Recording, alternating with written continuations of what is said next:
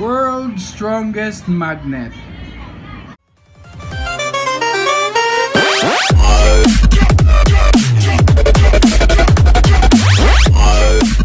Good day mga ka-G! Welcome back sa another video! Medyo kakaibang video na to and katulad ko, kakaiba ko.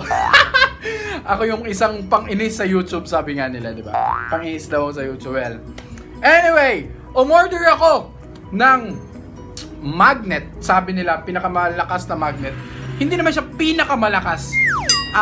Kasi may mas malalaki pang magnet nito. Pero, in-order ko to for me na gumawa ng videos about magnet fishing. Tama, magnet fishing. And kung hindi nyo alam yon, kay Monster Mike, ano siya, gumagawa siya ng ganong klaseng video. And yun yung gusto kong subukan. Hindi ko pa lang, nagawa ko na before. Then, after nun, hindi ko na nagamit. Hindi ko na siya nagamit. So, gusto ko lang pakita sa inyo kung gaano siya kalakas. Okay, so, eto yung magnet na yon. Ayan, medyo kinalawang na. Kasi, ayan, medyo kinalawang na siya kasi ginamit ko nga siya sa dagat. And kahit anong hugas ko, dumidikit pa din yung mga magnetic rocks niya.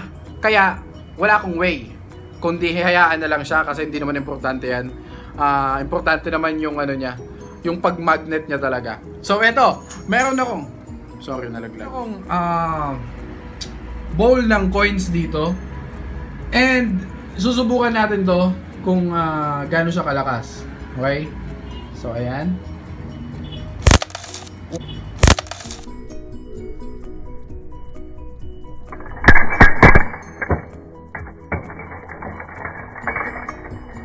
At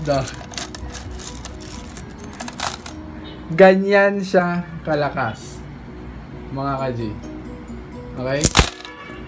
Ganyan siya kalakas. Dito natin.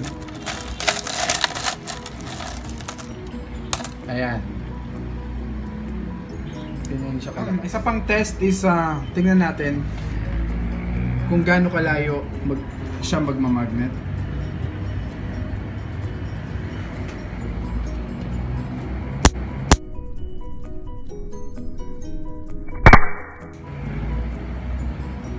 Ganon.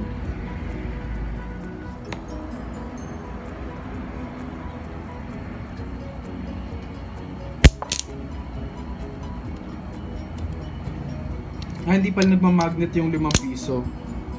Okay, hindi siya nagmamagnet. Yung mga ano lang, yung mga tagpipiso lang. Okay. Ulitin natin, ayan.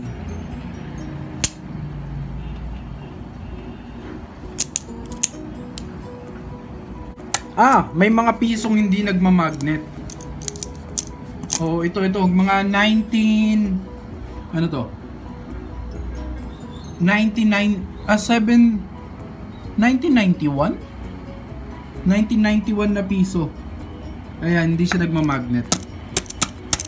Ayan. So yan, ganun lang.